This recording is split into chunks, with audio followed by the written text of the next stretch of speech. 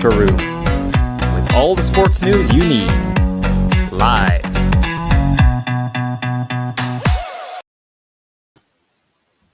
Well, hello and very good evening to you. Welcome to the Locker Room.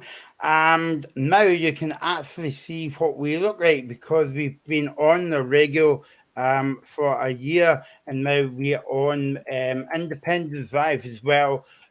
So thanks to the producer Kevin for giving us a wee help or two. So we are live on Independent Live and also in Indie Live radio as well. Don't forget you can comment on anything that we're saying tonight at the Locker Room Indie on Twitter as well. And we have got a wee poll running tonight on the Facebook channel of Independence Live. Because this weekend is Scottish Cup weekend, so we want to know who would you like to win the Scottish Cup? Hearts, Hibs, Celtic, or Rangers get voting on there as well. So you've heard our voices for the past a year and a bit. So now you're going to hear us, see us every week now. That's why we're not on the webcams that often. So, Graham Duffy, how's it going, Graham? I'm good, mate. Looking forward to the Scottish Cup semi-final weekend. I can't wait. And also we have the man himself. He needs no introduction because he's everywhere. Regan Stevens, how's it going, Regan? Michael, I'm doing well. Thank you again for having me on. It's great to be here. Yeah, no bother. And I forgot to introduce myself, but as you can see, Michael Michon. So we're here until 7 o'clock tonight. We've got a lot of things coming up on the show. We've got looking ahead to the Scottish Cup weekend and looking ahead to tonight's championship game actually as well. And for all those snooker fans, the World Snooker Championships kick off tomorrow, or maybe hit the balls off or whatever they say. So, okay, let's just dive right into the Scottish Cup weekend then. Kicks off tomorrow between Hearts and Hibs. Before we actually get to that, I've got to remind myself to speak about tonight's game in the championship, Graham. Yeah, Inverness Kilmarnock is a big game. I think Kilmarnock are probably going to win the league, but this is a very difficult away game. You know, they're 4 points ahead of Arbroath play at home tomorrow, so it's a big game. But I think the signing of Kyle Lafferty has been a massive thing for Derek McInnes. Getting that bit of experience, getting a goal scorer has really helped Kilmarnock. So I do think Kilmarnock will win tonight, but it'll be a tough one. Start of the season, I said potentially there was 6 teams that could win this league. Kilmarnock and Inverness were 2 of them. So at the moment, I just can't see past Kilmarnock just now. I think they look very, very strong, and I think they will probably just about get through this game tonight. And Regan, it's quite hard to believe, but a couple of seasons ago, that was a big Premiership game, but now then the Championship, Inverness and Kilmarnock. Yeah, I mean, it's going to be a very important game, as Graham said there. And since Derek McInnes just went into Ayrshire, he's done very well. So, yeah, I think it's going to be a very big game, especially if you're Arbroath as well, because if you're Arbroath, you would be hoping that Derek McInnes' side get beat tonight, so you can take advantage when you play again tomorrow against, I think it's Queen of the South. Yeah, we'll just run through the games tomorrow taking place very quickly. And in fact, we'll come back to that. Good things happen for a reason. That's why it's not up on the computer. So Arbroath is going well this season, Regan. It would be a real shame if they don't make the playoffs. Yeah, I mean, they've sat at the top of the table for the majority of the season. So I think for Dick Campbell, they were probably the favourites to go down, and it's been some job that he's done there, definitely. Yeah, no, definitely. And I've quite enjoyed watching Arbroath this season, Graham, when they've been on the TV, and there's been big support down as well. And believe it or not, they put your old rivals Hibs to the sort. Well, Hibs won, was it 4-0? But 3-1. 4-1, yeah. But in the first half, Arbroath played them well. Yeah, I think Arbroath have been excellent. I'm a massive fan of Dick Campbell. He's done a brilliant job at Arbroath. They're only part-time. And yeah, for a long spell on that Hibs game, they did play well and they did really give Hibs a stern test. I would love to see Arbroath coming up. I've heard a lot of folks saying it'll be embarrassing if they come up, they'll get hammered every week. I don't think I buy that. I think Arbroath, especially at home, Gayfield is a very difficult place to go. Hearts found out in the Championship last season it's a hard place to go. So I think they'll give anybody a game. But I would love to see them coming up. It'll be brilliant for Dick Campbell to see him in the Premiership, testing himself at places like Ibrox, Parkhead, Tynecastle. It'd be fantastic, and I really, really hope they can get through. And if they did finish second, they get their playoff place. I don't think they'll fear if it's at Johnston or anyone that's in that Premiership playoff place. I think Arbroath will fancy it. I really do. Don't forget you can comment on anything we're saying tonight. Use the comment tab below as well. And we're running a poll as well. More news on that in a minute. But yeah, so I have got a list of the Championship games tomorrow. So we'll just look quickly at them. Arbroath will play Coonaor South. Dunfermline is at home to Ayr United. Greenock Morton is playing Hamilton, and Packet Thistle and Raith Rovers. Now, the interesting thing is Reagan Packet Thistle can still make the playoffs as well.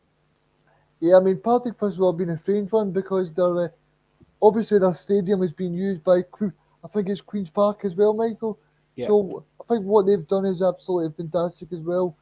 And personally, I hope that they do very well because I've got a bit of a soft spot for Partick Thistle as well. So now hopefully they can get into the playoffs.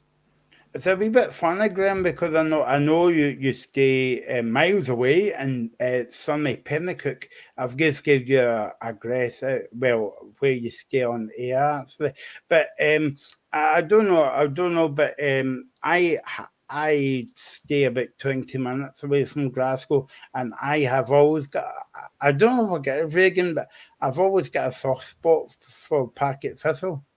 Yeah, I mean, I think I don't know, but yeah, just something about Partick Thistle for me. I think Ian McCall, the manager, he's done a great job as well. So, yeah, I mean, it's going to be interesting tomorrow, and hopefully they can get that last spot in the playoffs. Because for me, I think Derek McInnes will win the championship. There will be between Arbroath, Inverness, and Partick to make up that top four. Okay. Let's speak about the game tomorrow because Graham's itching to speak about his beloved Hibs. Oh no, Hearts. Sorry. That was a joke actually. Before Graham sends me. Yeah. So believe it or not, big semi-final weekend. Hearts and Hibs kick off tomorrow at 12:15. Celtic Rangers on Sunday afternoon. And when the draw came out, everybody was surprised to hear that this is the first time in the Scottish Cup's 148th history that the semi-finals have Glasgow and Edinburgh sides in the Scottish Cup semi-finals as well. So that's kind of like hard to believe. So this weekend we're kind of like making history, a bit like what we're doing tonight on Independent Side. Did you see what I've done there? That was quite clever actually. So yeah, let's speak about Hearts and Hibs then, Graham. Obviously you beat Hibs last week in the derby. Yeah, I could come from 1 down to win 2 on that one. But do you think the momentum's with Hearts in this game? Everything for me points to a Hearts victory. Not just last week, but the fact that we're 19 points clear in the league. We beat them last week. We've got better players, in my opinion, pretty much all over the pitch. So everything points to a Hearts win. But it's a semi-final. It's a one-off game. Anything can happen. We saw what happened in Motherwell Hibs game in the Cup. Motherwell got a man stood on for the first minute and it completely changed the momentum of the game. That could happen tomorrow. But I think momentum is with Hearts, 100%. Last week, I was a bit concerned at the start because Hearts didn't start the game well. Once we lost that early goal through Jay Wright, I did wonder, because Hibs started the game well last week. They were up for it. You could see they looked really up for it. But once Hearts got the equaliser right before half-time, the second half, we were so comfortable. I was very surprised how easy it ended up being. You know, Andy Halliday, Ballon d'Or winner, never thought I'd be saying that. But Hearts were very, very good in the second half last week. And I mean, to be honest, we didn't even play that well. We were kind of in third gear. So it means I think we've got another level to go to. But I'm also very aware of the fact that Hibs cannot be any worse tomorrow. They've got to show something. I don't know what Maloney does. I don't know if Christian Deutsch is back. He'd make a massive difference because for me, Melkison last week looked like a lost wee boy against Halkett and Kingsley. He didn't really do anything. I think Chris Cadden looked a decent player right-hand side, but again, they didn't offer enough going forward. And I think if Hearts get the big players in the game, the likes of Barry Mackay, the likes of Liam Boyce, for me, Hearts should be far too strong. We've also got players that come off the bench and make a difference as well. So everything points to a Hearts victory, and I hope we do it. But again, it's a one-off game. Just don't know what's going to happen in this. Do you think it's a kind of like disappointing season? Obviously, we'll speak about Hearts in a minute, Graham. But I'm sorry, we've got to speak about Hibs as well. And I know you're about annoyed at me saying that, but we have to. It's only fair. But do you think that Hibs fans are disappointed so far? Because I know that we mentioned on the show that Hibs started well under Sean Maloney when they come in as manager. I think they got a point or 3 points up at Dundee United in his second game of his tenure up there. But it's really been downhill for Hibs since then, Graham. I think you've just got to look at the ticket sales for tomorrow. You know, Hearts have sold 21,000, possibly more. Hibs fans, you know, they don't really seem up for this. There's a lot of tickets apparently being handed back. So that just goes to show that Hibs fans are not confident for this game. And yeah, you know, Sean Maloney has come in. It's had a difficult period. He's not really had a chance to kind of get in a proper recruitment. I think he needs the summer. But if they were to get beat tomorrow, a lot of Hibs fans are already not convinced by him. It's like another Ian Cathro appointment, like what Hearts did. So if they were to lose tomorrow and lose comfortably, a lot of Hibs fans would probably want him gone. It is unfair. I think he does need time. I can kind of see what he's trying to do at times. He's trying to play football from the back. But I'm sorry, if you've got a guy like Rocky Bashiri at the back, it's not going to work. You know, Rocky Bashiri was dreadful last week. Whether it was a one-off and he was just nervous, I don't know. But they have to do something. I mean, there's no doubt they miss Martin Boyle. Once they sold him, they didn't really replace him. I think they absolutely miss Kevin Nisbet. They've missed Christian Deutsch because they've got nothing up front. I do like the look of Sylvester Jasper. I think he looks decent. I think he looks quick. He's got a bit of something about him, but he didn't start last week. I think he'll probably start tomorrow. And Maloney's comments in the press this week were interesting. He was talking about the fact that we don't want what happened last week with our Hearts players celebrating and stuff. But he's got to do something. I do think Hibs will be up for this tomorrow. They have to be. But I think the first goal tomorrow is going to be crucial. And if Hearts get an early goal, I think it could be 2 or 3, and the Hibs fans might start leaving already. But if Hibs get it, something to hold on to, then it could be a different game. But honestly, I just think at the moment, the way things are looking, Hearts are on the up, and Hibs at the moment, as the bottom 6 place shows, are on the way down. I was just going to say that the bottom 6, Hibs make the bottom 6 disappointing for a Hibs fan, Reagan. For Hibs to not even have one more egg in the derby left at the end of the season. Maybe Glenn will be happy at that. I don't know. But Reagan, what's your thoughts on Maloney's tenure at Hibs so far? I think it's been difficult, especially because his best striker in Kevin Nisbet has been out for the majority of that time as well. You need to figure. I think it's important to be stressed out because I don't really see where they're scoring goals. But yeah, I mean, well, like Graham says, they'll probably stretch it out to the summer. They'll probably give him some money to spend in the summer and see how it goes. But I'm just wondering if this game is so important to maybe his longevity in the club. Would you say that, Graham? Because if he loses tomorrow, and someone like Jack Ross, who they sacked, he got sacked because they weren't winning things, and also that they were underperforming in the league. But I'm pretty sure that someone like Jack Ross would be pretty sure that we get a side like Sean Maloney's got right now to get them straighten that top 6 position that they missed out on last week? I think what surprised me most last week was the fact that, when they went 2-1 down, there was a lack of leadership in there. I've said before, I'm not a massive Ryan Porteous fan. A lot of Hibs fans love the guy. I think at times he's very rash. He makes challenges he can't win. But they'll have him back tomorrow. Now, I think at times with Porteous, he kind of is a bit too emotional. I don't know if that'll be the case tomorrow. But they really like leadership. There was nobody last week at 2-1 down that was saying, right, we need to take this game by the scruff of the neck. Nobody did that. And Hearts were very comfortable. Our midfield, Halliday and Haring, Halliday's doing little Cruyff turns and everything. That's not Andy Halliday normally. But he was having a great time. He was loving it. Barry Mackay was picking up space and he was having a ball. And Hibs need to do something a bit different tomorrow. They need to be in Hearts' face. They need to press a bit higher and with a bit more tempo. They started well last week. For the first 20 minutes, they were very impressive. They looked really up for it. They played at a high tempo. But Hearts had chances last week. And, once we got the equaliser and in the second half, Hibs offered nothing. They really didn't do anything. Craig Gordon had nothing to do. So I think for me, if you're looking at Hibs, you need more leadership in that team. And I just don't see enough of it. And that's something that they have to get tomorrow because, as I say, if they go down and go down early, will they have enough to come back? I'm not sure. Yeah, I mean, the biggest problem for me tomorrow with Sean Maloney's side is I don't see who's going to score them too many goals. Yeah, I don't know if Deutsch is back. I heard some rumours he might be. I think he would be a big threat, but you're right. I mean, looking at last week, Melkerson came in, he scored 2 against Hibs on his debut. And after that, he's done very little. He missed a golden opportunity against United a couple of weeks ago, but he's young, he's raw. I think he's only 19. And playing in a game like that last week and then playing a game tomorrow in a high-intensity game, that's a lot of pressure to take. So they need somebody like Christian Doige back with that little bit of experience, a little bit of guile to put Hearts under pressure.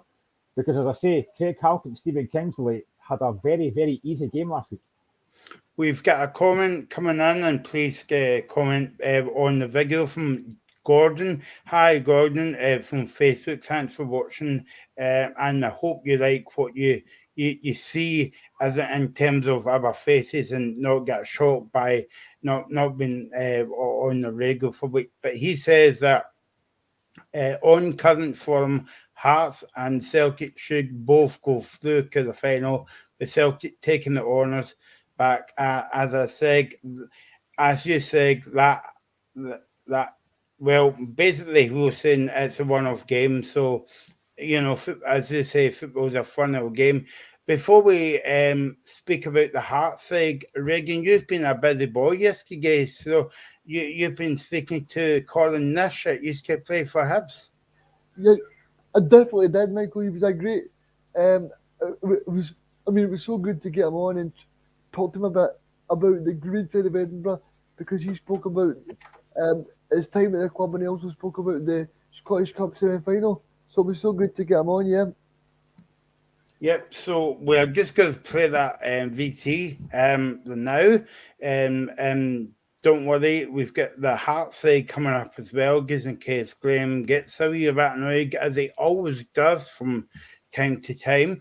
Every 5 minutes. No, I'm on the kicking. So we're going to hear from Colin Nish right now.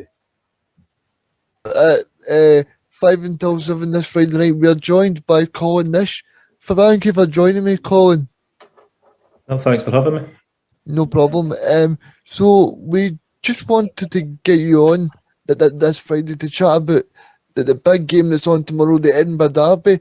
What is your thoughts going into this? Because obviously it was disappointing last week to see the Sean Maloney side not make the top 6, but are you positive going into the big game of the weekend that they can hopefully get a victory? Yeah, I think you've got to go into all these games thinking that you can get a victory, especially a game at Hampden, which is a good event for the boys to go and play. Obviously, getting beat last week in the Edinburgh Derby is not a nice thing, but I think that the good thing about that is, like, it usually takes a few months or even longer to come around again, but we've got the opportunity the next again week to go and put that right. Yeah, and obviously we spoke off air there about Porteous possibly being back in. I think that could be a big switch for Hibs, that he's been missing the past couple of games due to suspension, but he's straight back into this semi-final. Yeah, I think so. I think when you're missing your best players, and I think Hibs have got a few players missing that you could put in that sort of category. I would definitely say that having him back would be a positive, yes. Yeah, and just want to ask you in terms of Sean Maloney, what have you made of the job that he's done so far? I think he's obviously had a difficult time since he took the role, but it takes time for him to sort of put his ideas across. It takes time for him to get his own players in, things like that. I mean, ultimately, what you want to do in that respect is sort of get the results to keep you going until you get that time to do it. And unfortunately, in the last few weeks, we've not been getting the results. He's got a lot of players injured, which doesn't help either. So he's not had the sort of best of luck for his first managerial job, and it is tough. But I think when we spoke about like having to play Hearts in the second week after losing a game, I think that gives him a good opportunity to put things right this weekend. Yeah, I just want to ask you, who would you say are the key players for Sean Maloney's side this weekend if they can get a victory? Well, I think having Ryan Porteous back, as we spoke about earlier, I think that's massive for Hibs. He's been a mainstay in the team for the last couple of years now, and to lose players like that, it does make things a lot harder. So having him back for this game, especially during the 4-game ban that he has, I think he'll be a good thing to go back into the team. Yep, and in terms of that famous day in 2012 where David Gray put that ball in the back of the net against Mark Warburton's Rangers, what are your memories of that day? Being a big fan of a club, a fan of a club, which you are calling? It was 2016, I think it was, not 2012. I mean, Yep, 2016, sorry. Yep. 2016, yeah. No, I think I was actually in Florida at the time. I'd already booked my holidays, not thinking about Hibs getting to the Scottish Cup final and winning it. Something that, like every Hibs fan, I've been waiting for all my life. And so I was in Florida, lying beside the pool, trying to find out the scores and seeing things coming through, and just so obviously delighted when it happened. And once I got back, I had a look at obviously the game on the TV and just sort of watched the scenes and things like that. So no, it was a great occasion for anybody that's involved with Hibs in any way. Yeah, and as we spoke about there, 2016, David Gray, that moment is going down in folklore with the green side of Edinburgh. Yeah, definitely. I mean, that's sort of it's been a wonderful thing for David, obviously, and to be able to score the win in the Scottish Cup final. I think that's what all us Hibs supporters sort of dreamed about. It was something when I went to Hibs, I always thought to myself, I'd love to win the Scottish Cup with Hibs, and no won it for so long, but unfortunately never managed to do it. So David was the one that ended up doing that. So that's great for him, yes. It's a bit about a guy that you played with as well that's still at Hibs, and that's Lewis Stevenson. He's been there for a long, long time, Colin, and he's still in this squad right now. What sort of player is Lewis Stevenson? Because he seems like he's very professional, and he really wants to play for that badge as well. Yeah, he does. He is really professional. He's a very professional guy. I think most football players in general are really professional, and obviously Lewis, he started very young. I think he made his debut very young. He won a cup very young as well. He'd been in and out of the team probably early on in his career with different changes to managers and things like that. But I mean, he's always one that you rely on. I would say he was really reliable, Lewis, and obviously a player that a lot of the younger ones will look up to as well. Yep. Next thing, Colin, I just want to ask you, what would be your prediction for the weekend then? The big derby game at Hampden Park, kicking off at 12 p.m. I think I would. I think Sean hopefully maybe has learnt something from the previous game there. Obviously, Hearts have got the advantage of playing at home in that game, so hopefully Hibs can get the first goal again, and then this time they can go on and get through to the final. Yeah, I now want to ask you in terms of Sean Maloney, because this game is massive for Sean, because obviously they've not made the top six, and they've got beat in the Edinburgh derby last week. So in terms of this, this game's massive because if you look at Sean Maloney, he'll be looking to get Hibs into another final because they'd done that under Jack Ross, but they just didn't manage to get over that finishing line. Yeah, I think every game's big, especially when things aren't going so well. I think every game's big, but coming off the fact of getting beaten a derby game and not getting into the top six, obviously this is probably one thing left that we can cheer about. So yeah, it's a huge game, and going to Hampden in any type of scenario is always going to be a big game. But as a Hibs manager, Sean played for big clubs during his career and won trophies and things like that, as well as his assistant Gary. So I'm quite sure that they've got the experience to go there, and they'll know that it's really important when you get to these sort of occasions. It's about winning these things, and as a Hibs manager, a Hibs player, or playing for a club the size of Hibs, you have to win these big games, and I'm sure they'll be going there intending to win it, and hopefully they manage to do that. Yeah, and obviously things are not going well, but obviously you know a lot of supporters of the green side of Edinburgh. So do you think that the fans are fully behind Sean? I think that they will be at the weekend. Obviously, after games and things like that, they get disappointed like the rest of us because, as I said, if you're involved with Hibs, you want to go and win big games. So, yeah, I think the Hibs fans will be there. They'll be singing and they'll be supporting the team all the way through that game, and hopefully after it, they're all happy as well. Yeah, and do you think there'll be a bit of maybe a bit of extra motivation in this one because obviously Hibs struggled to get in the top six, and do you think they'll be extra pumped up to make sure that they send their supporters home happy? I think all the motivation's there. I mean, it's a game at Hampden and a semi-final of the Scottish Cup, and just to which is massive in itself. But to go on top of that, with it being an Edinburgh derby as well, I think all the motivation's there for the players, for the manager, for the club to go and progress to the final, and likewise for the supporters. Yeah, and just finally, for anyone listening to the locker room right now, what is it like to play in these fixtures, Colin? I think it's probably a little bit different now. Just now, I don't think it's so rough, if I can use that word. Like I think back when I was playing, maybe 10, 14 years ago or something, was it? I would say that it was a bit a proper battle. I'm not so sure it is completely like that now. Maybe in some parts of the game, but it's a great occasion. I mean, especially for obviously being a Hibs fan, to go out and play for Hibs against Hearts. I mean, it's a huge occasion. But I never actually done it at Hampden, obviously, in an occasion like what these boys are going to do at the weekend.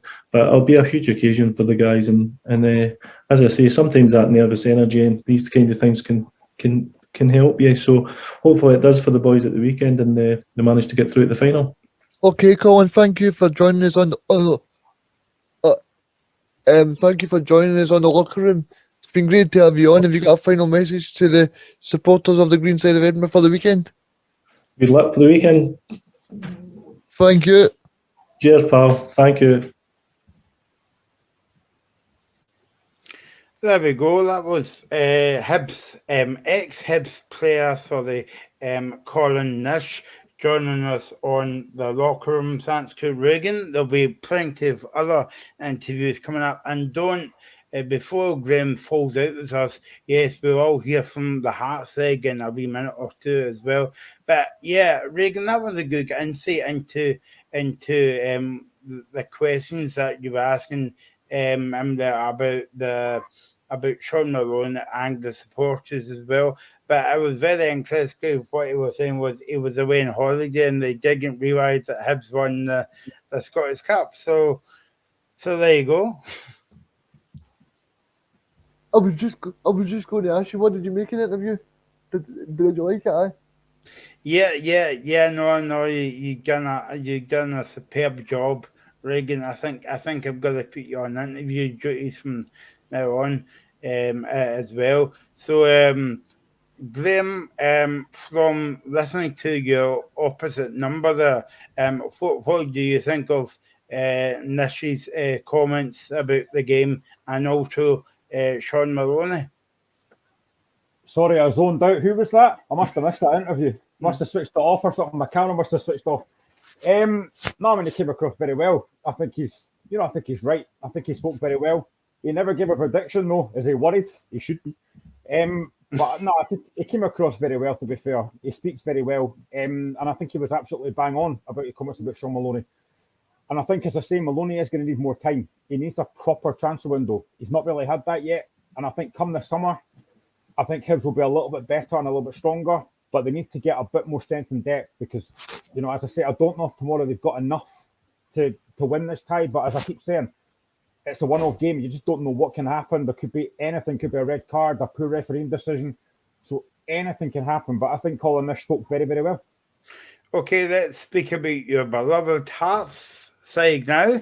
Of course, Hearts are back in Hampden for a second time. Of course, they got to the final last year against Celtic, but I can't speak to you about Hearts without mentioning Craig Gordon because he's been a brilliant signing since he rejoined the club, Graham. He's been phenomenal. We've had our fair share of absolutely horrendous goalkeepers. Every time Ross Stewart plays, we end up losing. So to have a guy like Craig Gordon in goal who's so reliable and just makes saves look ridiculously easy, for a guy his age, he's been brilliant. I'm delighted to have him back.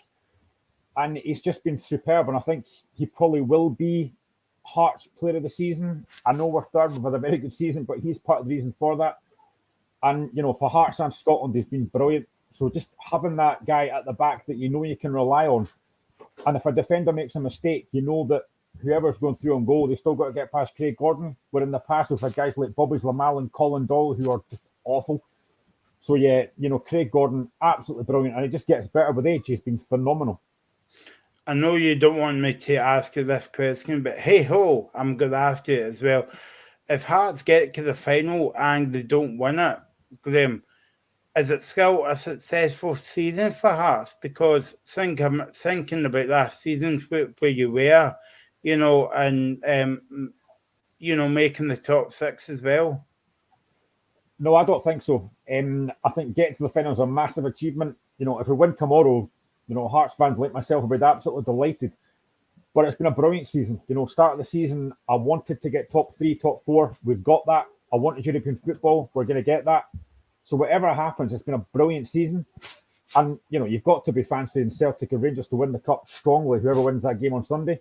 But for Hearts, it was all about third place and we can get European football. We've got that. This is an added bonus. If we get to the final, listen, again, it's a one-off game. You never know what can happen. We did really well last time. We took Celtic all the way to penalties. And, we're a penalty, a kick away from winning that. So anything could happen. But it's been a brilliant season. I've complained a few times this season about some of the performances. But in general, we're third in the league. We've got European football. It's been a successful season no matter what happens tomorrow. You're going to Hampden tomorrow, Graham. How brilliant is it to see 50,000 back in the stadium for not only Celtic and Rangers on Sunday, but the Edinburgh derby on Saturday as well? Brilliant. I've said numerous times you need fans back, especially for these big games, and having that tomorrow is going to be huge. And I think as well, I said earlier, the fact that there's 21,000 Hearts fans going, and I think we could have easily sold more. The demand for tickets was insane. And I've only ever missed one semi-final at Hearts. Obviously, nobody could go to the last one because of COVID. But I've only ever missed one semi-final, and that was 1998. I've been to every other one that we've been in. So I'm looking forward to this game. I'll be going through early, obviously, because it's an early kickoff. But I just can't wait to get there, sample the atmosphere, and hopefully I come back with Hearts having got through to the final. Don't forget, we've got a poll running on our Facebook page. Who's going to win the Scottish Cup this season? And before Kevin says it, no, Auchinleck's not in the semi-final this season. It is Hearts, Hibs, Celtic or Rangers get voting now on the Facebook page. Do you think as well that, that Hearts has been used to Hampden because they've been there recently, got to the final, and okay, they get beaten penalty kicks, but they're kind of used to the surroundings as well, and also they beat Hibs there last season in the Scottish Cup as well. Do you think that plays a bit of a part in it, Graham? I don't know, because you've also got to bear in mind Hibs have been there quite a few times as well. You know, they lost to St Johnstone in the Cup and they've been there a few times as well. So it's the same for them. But I mean, this for me is listen, every game's a big game when you're at Hearts. Robin Nielsen spoke about that. But I think tomorrow's a big game for him. I've spoke before about the fact his record in derbies has not been great. I think last week was his third win as manager. So if he can win tomorrow, you know, that'd be fantastic. There's still quite a few Hearts fans are not overly convinced by him. I was the same a while ago. I wanted him gone last season after Brora Rangers, but he's turned it round. But tomorrow's a big game for him. You know, he knows what it's all about. He's played Deborah Derby before. He knows how big a game this is.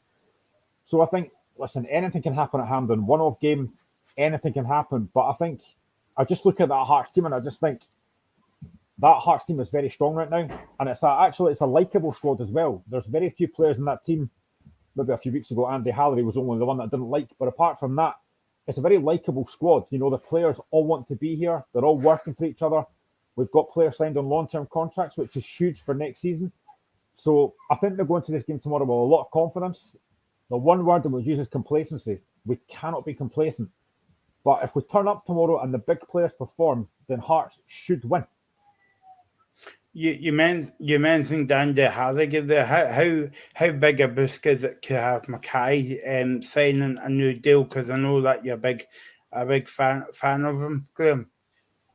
I was sitting having my early morning coffee, and when I saw that news coming through, I just about poured my coffee all over my laptop because I was delighted. He's been brilliant. He's a sensational footballer. I mean, last week, some of the passes he did, the reverse pass he played to Ellis Sims, nobody else in that Hearts team could have done that. He did the same thing second half. And as I said previously, the second half, Barry Mackay bossed that game. Hibs could not get near him. He was doing nutmegs, he was doing flicks and tricks. The wee back heel to Halliday for his second goal, he was brilliant. And on that big pitch tomorrow, I think if you're Sean Maloney, how do you deal with that? Do you try and man mark him? You know, what do you do with Barry Mackay? Because if you allow him to dominate that game, he will. So, you know, Barry Mackay's been brilliant. I'm delighted he's here for the next few seasons. And I'm looking forward to seeing what he does next season as well as tomorrow. So there we go. That's the Heart side of things by Graham. I know that you were at Robbie Nelson's press conference today. So what's the team news for tomorrow, Graham? Well, obviously, Benny Manningham is out for the rest of the season, which is a massive blow because he's been brilliant. John Suter's still out, and also Michael Smith still out. But Cammy Devlin is back, which is huge. Whether he starts, I don't know. But, you know, Hearts have still got a very, very strong squad there. I personally, as much as I love the guy, I don't think Devlin will start tomorrow. I think he will probably keep with Andy Halliday because it's very harsh to drop him after scoring 2 goals last week. So I think he will probably... I'd like to see him go back to the 4-2-3-1. I thought the 3 at the back last week didn't really work, especially first half. So I'd keep with a 4-2-3-1. But I think Devlin will be on the bench, and hopefully it'll be quite a strong bench tomorrow as well. Good evening to the Celtic Supporters podcast. I hope you're enjoying the show. Don't forget you can comment on everything that we're saying on the video below as well. And please vote in our poll on the Facebook page. Who's going to win the Scottish Cup this season? Actually going to be the 4 teams. Because that's why it's the semi-final. So we've got Hearts and the Hibs tomorrow, or Celtic or Rangers on Sunday. There could only be one winner, so get voting on the Facebook page and we'll announce the results at the end of the show. Reagan, you've been a busy boy again because you were interviewing somebody from the Hearts side as well. I did, Michael. I spoke to Adam Kennedy, who's a Hearts podcaster and also does some stuff for the programme at Hearts as well. He was great to be on, so we're never going to hear from Adam Kennedy. Joined in the locker room this Friday by Adam Kennedy, who's a Hearts podcaster, and you also do some stuff for the programme as well, Adam. Thank you for joining me. Not a problem, mate. Yeah, a couple bits and bobs in the programme every so often. But rant and rave about the famous jam tarts weekly on my podcast, good or bad. So, it's been a pretty good season for Hearts. They've finished third. So what have you made of it so far? I'm very pleased, mate. Yeah, upon our return to the top flight, I think realistically we'd have probably looked at the top 6 as being a solid target. Obviously just back up, but to finish third, for it to never really be any doubt. I know now they've mathematically secured it, but it seems as though we've occupied that for large parts of the season. So to finally get that over the line, going into this massive Scottish Cup semi-final is fantastic. It's testament to Robbie Neilson and of course the playing squad, which has been enhanced throughout the summer, and we're certainly seeing the benefits of that now. And in terms of your manager, that there was some protests outside Tynecastle last year. Do you think the fans are finally getting over Robbie, or do you think this semi-final will be so crucial? Because I spoke to a fellow Jambo who told me that one of the main reasons that they don't like Robbie is because they got beat in 2016 when Hibs went on to win the cup. Yeah, that sort of stuff's trivial, to be honest. I mean, personally speaking, I was a big fan of Robbie in his first spell. It was more so his second spell, the slog of the Scottish Championship last season, and his constant excuses towards kind of officials, playing surfaces and all that when the football was pretty dire. But that being said, he's met his objectives, he's exceeded expectations, and I think if he really laid a marker down by beating Hibs at Hampden, potentially going one better in the Scottish Cup, then I think all that gets put to bed, to be honest, and then we can look ahead to European football next season till December, should we get the better of Hibs. I don't think everybody realises quite how massive this is in terms of one of the top 3 winning the Scottish Cup effectively guarantees Hearts European group stage football, whether that's in the Europa League or the Conference, until December, and that's big money, mate. Yeah, the only problem is if Villarreal win the Champions League. I seen that the other day, that the coefficient could go down if Villarreal win the Champions League. Surely not, though. Eh? You'd hope. Yeah. I mean, who have they got in the semi-finals? Liverpool, is it not? Yep. And Liverpool are probably everybody's favourites or second favourites to win the whole thing. So I can't see that. I might be tempting fate by saying that, but hopefully Villarreal, as much as it would be a fantastic underdog story, don't go on and lift that Champions League. Yep. So, someone that's really impressed me, who I think will be integral this weekend, is Barry Mackay. What have you made of him, watching him at Tynecastle every single week? Well, Regan, I've got to be honest, mate. I tweeted out that I would love to see Barry Mackay signed by Hearts upon his Swansea City release. So it's great to see that Robbie Nielsen's been checking my Twitter feed first and foremost. No, I mean, I joke about that all the time on Perth to Paisley, saying that I was a big admirer of his. But I don't think even I could have anticipated just how pivotal he's become for Hearts in an offensive sense. Double figures in assists now, signed as a free agent in September, so he was always catching up, given that it wasn't, a pretty ill-fated spell at Swansea, let's say. And yeah, it's just fantastic. I'd love to see Hearts go out this summer and try and find somebody to complement him on the other flank, because he, in support of Liam Boyce, Ellis Sims, whoever in attack, he's just been fantastic. His range of passing is exceptional, great from set pieces, and is the real creative spark within this Hearts team. That goes without saying. Yeah, I just wanted to ask you, so what do you think the key areas are for this weekend then, in terms of making sure that your team are in that Scottish Cup final? I would say that I'm probably most impressed with Hibs in midfield. I think Joe Newell's a wonderful footballer. Yep, I agree with that. I like Jake Doyle-Hayes. But equally, I think that obviously Andy Halliday has just scored a couple in the derby. Whilst I didn't think Peter Haring was great first half, came to his own in the second. So I think the midfield battle is probably the most intriguing.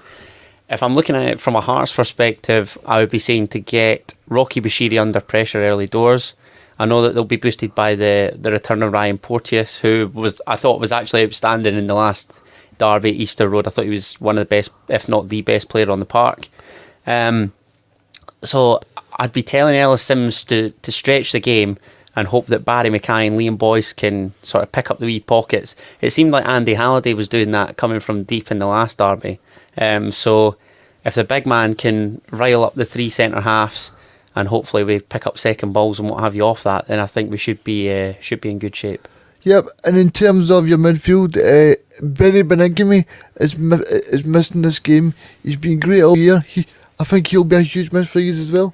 Absolutely, mate. I'm devastated to see that Benny's ruled out till, I think they said about the World Cup, given the extent of his injury. And it was annoying because he's literally just come back in the team, finally added goals to his game, scoring in consecutive weeks. And the latter came against Livingston, and that's where he pulled up injured and is now out. So, yeah, he and Cammy Devlin both started the season on fire. But it's testament to Hearts and the squad that they've assembled that guys like Andy Halliday and Peter Haring can come in, do a job, and not really make Hearts any weaker. Yeah, and someone that you'll be hoping that will do well this weekend to stop him scoring will be Craig Gordon. Craig Gordon's been great this season, Adam.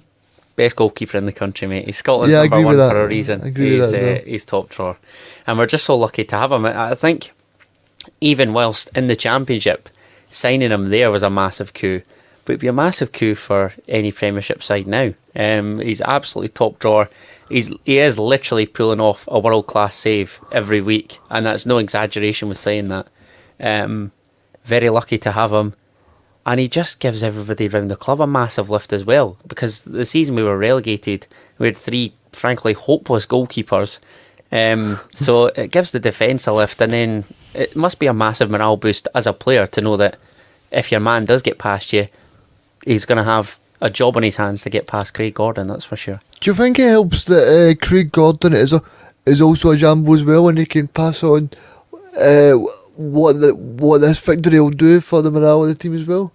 Yeah, perhaps. I think so. And look, he's won a trophy with Hearts. He knows what it takes to win a trophy with Hearts. Got the better of Hibs in a semi-final at Hampden previously as well, in two semi-finals.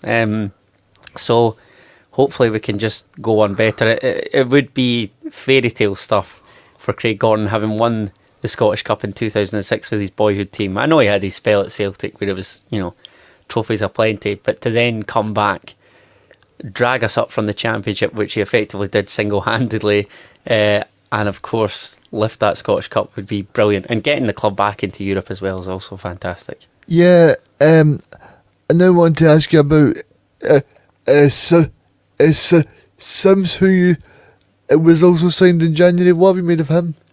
I like him, mate. I think he's a little bit raw, but he's a young man. I think if we're looking at an ideal centre forward in the modern game, he's big, he's not slow, he's quick, he's strong, he brings others into play.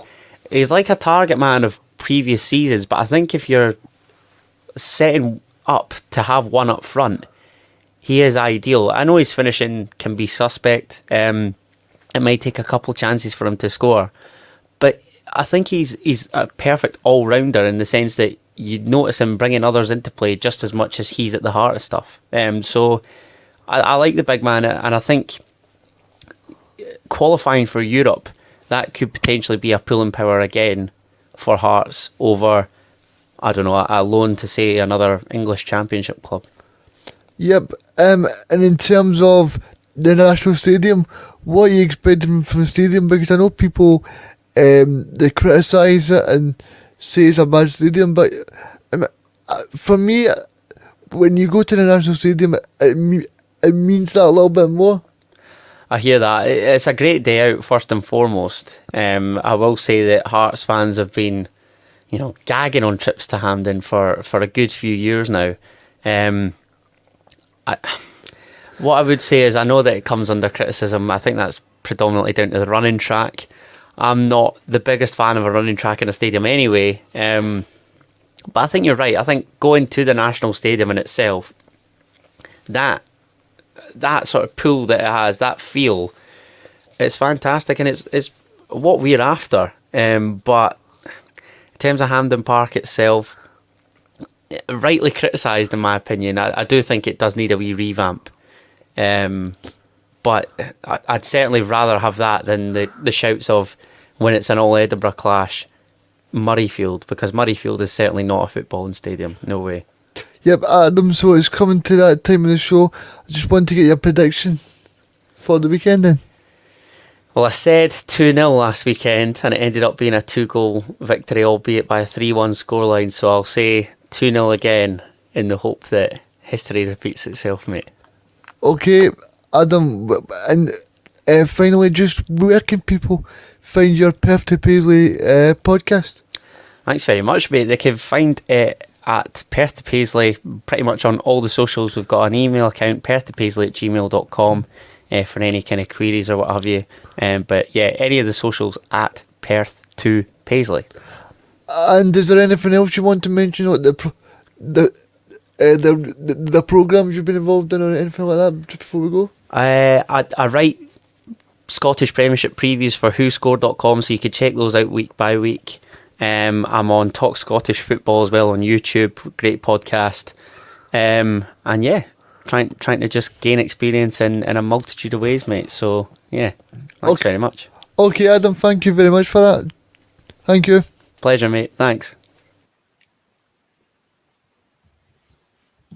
Okay, yes, that was Adam from the Perth to Paisley podcast. They're giving us insight into the big derby tomorrow. And yeah, that was a good insight, Graham.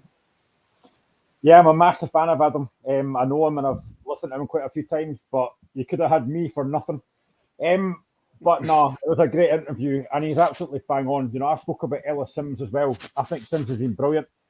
I think my only criticism, he could have more goals. I think at times he's a little bit erratic in his finishing, but he's been brilliant. You know, he's like Adam says, he's quick, he's strong. He's actually been a really good foil for Liam Boyce and Barry Mackay. His movement up front is brilliant. He's strong. You only have to look at what he did with Paul Hanlon last week. He ragdolled Paul Hanlon last week. So I think he's been brilliant. And, you know, Adam always refers to Benny Maringame as his Congolese king. And Benny's been brilliant. It's a massive blow that he's out. But yeah, I mean, Adam pretty much said what I've been saying as well. I just think Hearts all over that pitch for me just have a bit more than Hibs. But as I keep going back to it, it's a one-off game. Anything can happen in this. But I'm confident that if Hearts turn up tomorrow, we should be more than good enough. Keep your comments coming in, guys. I'm loving to hear that you're loving the show, Gordon. And Bruce says he missed the start of the show. How could you? But he's going back to watch the start as well. So if you're seeing this for the second time, how could you as well? It's just an echo. So you're listening to Independence Live. You're watching this on Independence Live and Indie Radio here with myself, Mike McCune, Graham Duffy, and the man himself, Mr. Reagan Scheming. So we're here until 7 o'clock tonight. So get your comments in on Facebook. We're running a poll tonight, actually. Who will win the Scottish Cup? Celtic, Rangers, Hearts, or Hibs, and we'll announce the winner at the end of the show. So that's Hearts and Hibs kicking off things tomorrow at 12:15. Of course, the game will be live on the BBC and Premier Sport. Talking about Premier Sport, there is another big game. It's a small matter of another Glasgow derby taking place at Hampden Park on Sunday, 2 o'clock kickoff for Celtic against Rangers.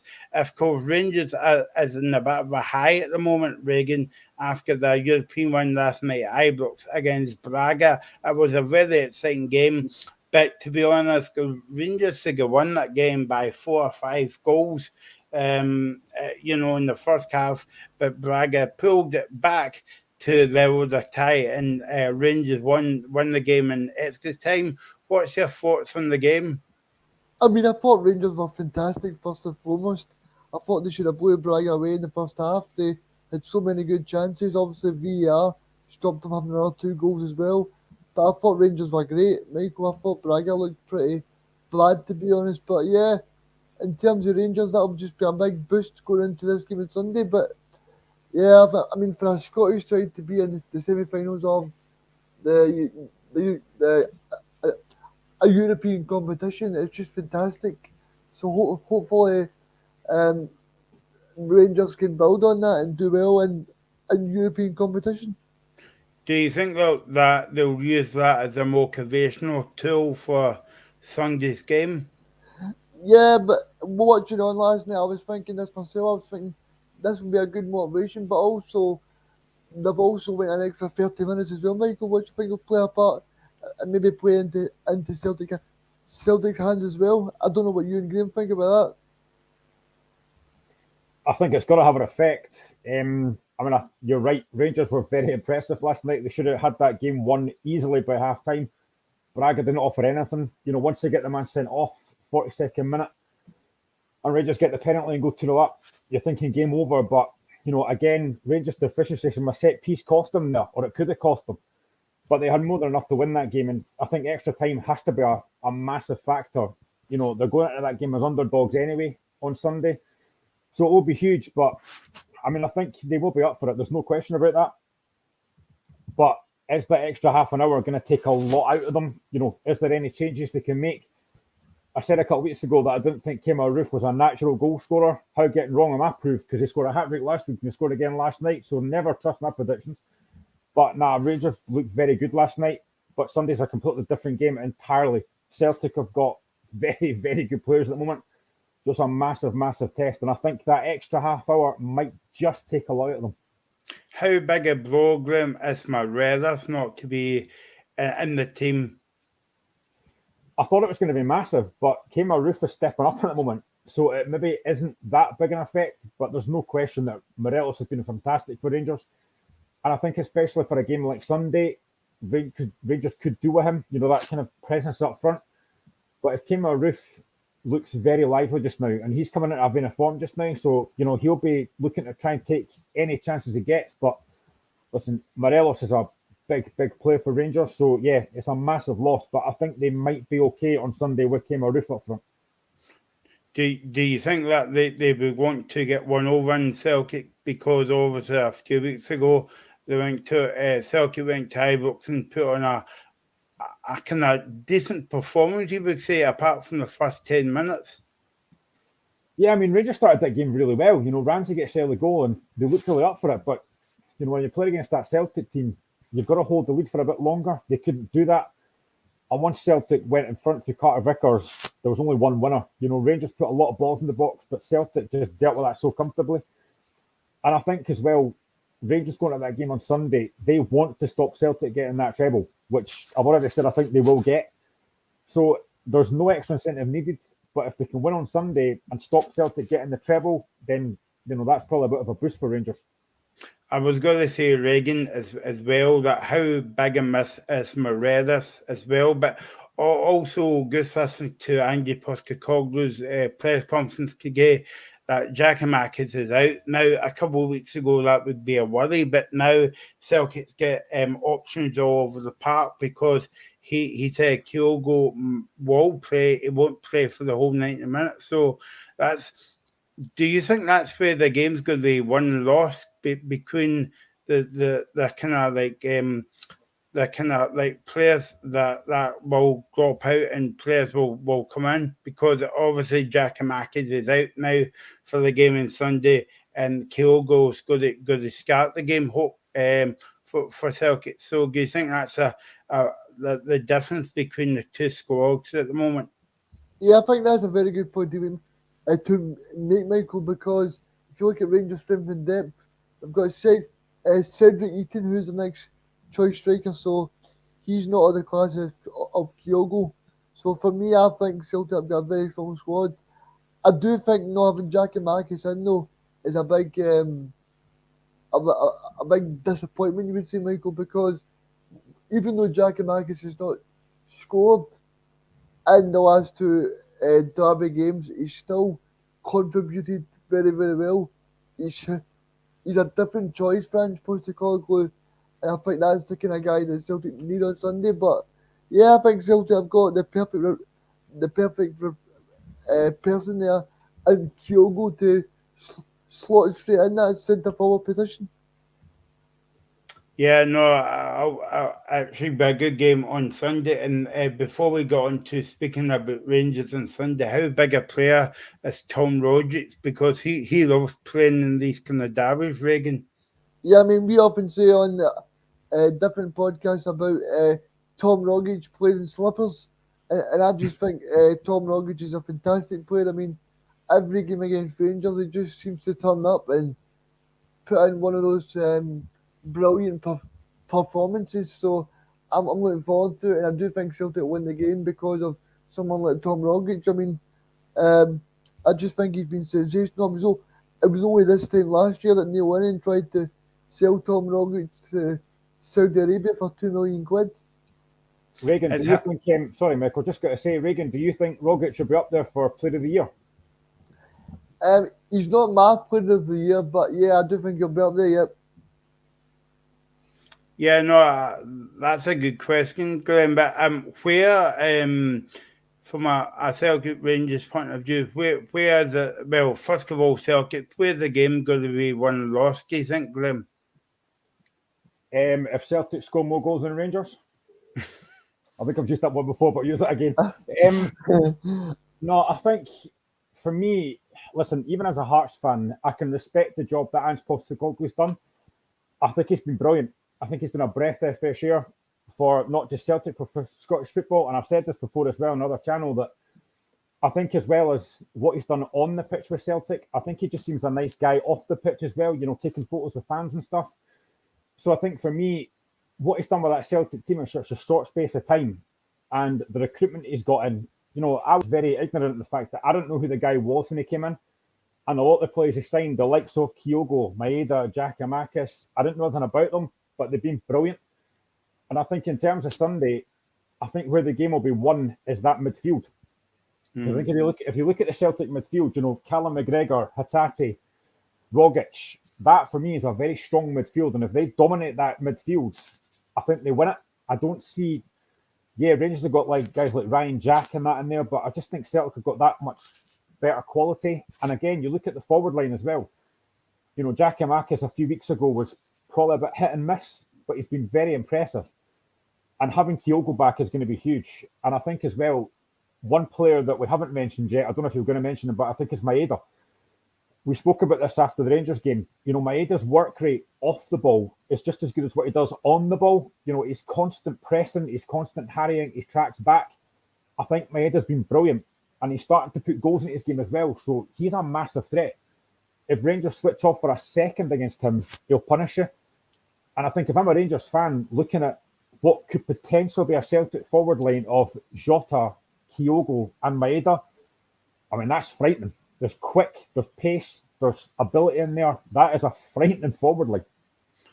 I think if you watch the games on the TV, Reagan, as well, and I know you do, as well as going to the games as well, you would like to put a webcam on Maega, and basically the webcam won't keep up with Maega because the joke is at the moment you can turn the floodlights off and he'll still run about the park for you.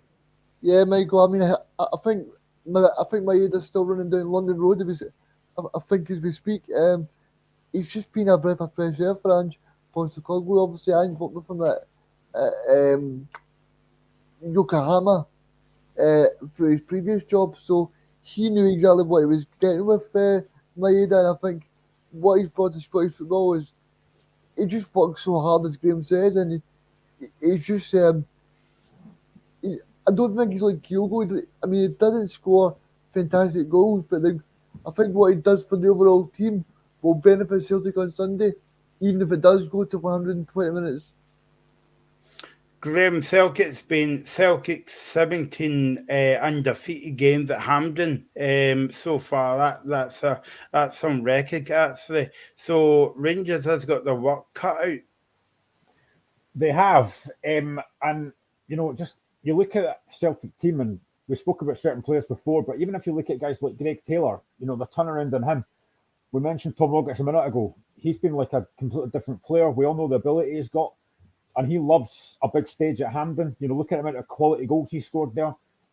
And even like guys like Matt O'Reilly, he came off the bench against St Johnstone, scored 2 goals. His second was an absolute cracker. So he'll be pushing for a start. You know, Celtic just love playing at Hampden Park, and they've already got one trophy under the belt. You know, Kyogo winning that game against Hibs, so they've got one trophy there. They want more. You know, we all spoke about the fact that when Postecoglou first came in, the first thing he said was, we don't stop. And at the moment, Celtic aren't showing any signs of stopping. And I think if you look at the St Johnstone game last week, what impressed me, I think, most was the fact that a lot of teams, when they go 3-0 up in the first half in a game, they come out second half and they're just like, game's done.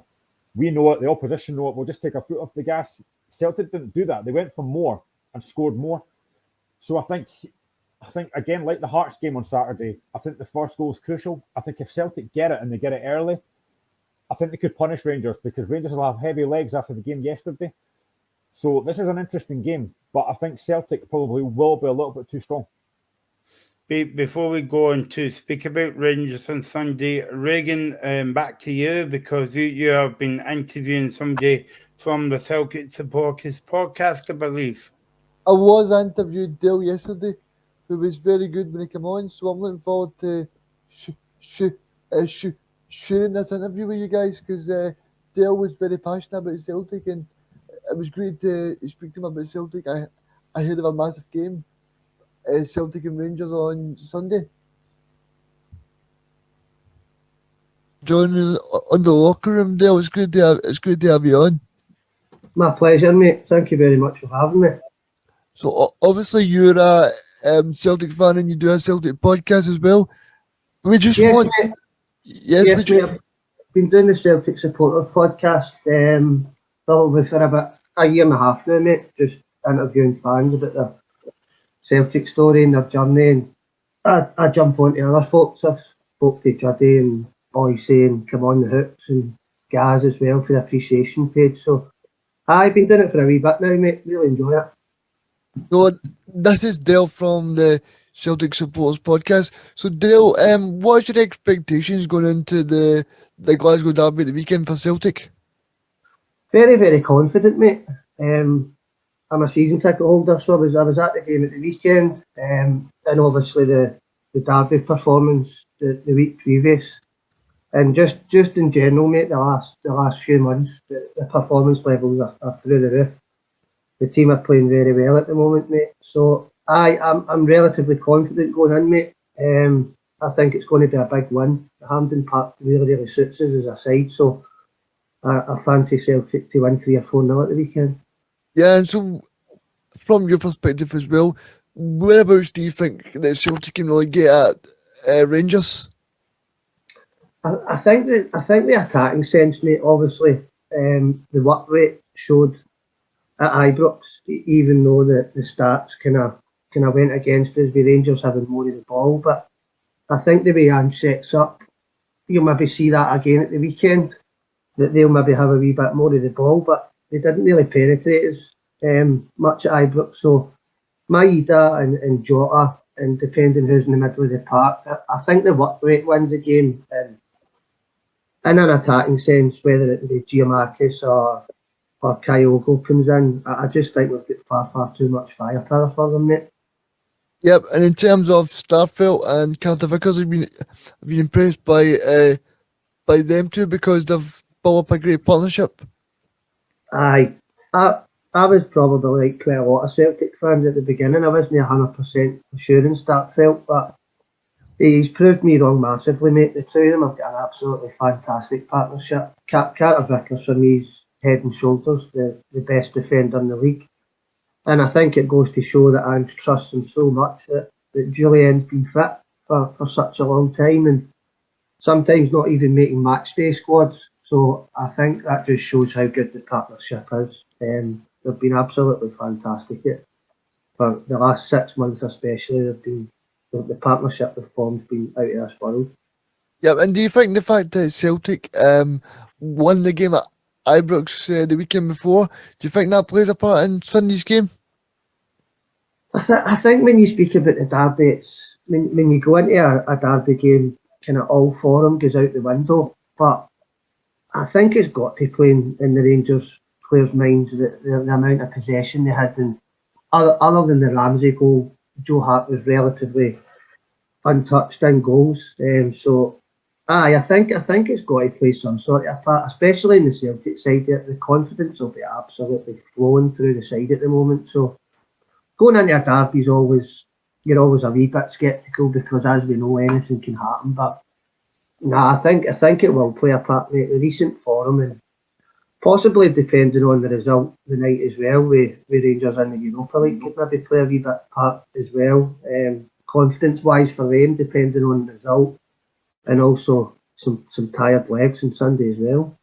Yeah, and in terms of the impact, Vange Postecoglou, the impact has been so good. It must be so good for you as a Celtic fan to be watching this season, because I bet you didn't expect it this season that Celtic would be going for the treble in terms of how badly it managed to be for you this time last season.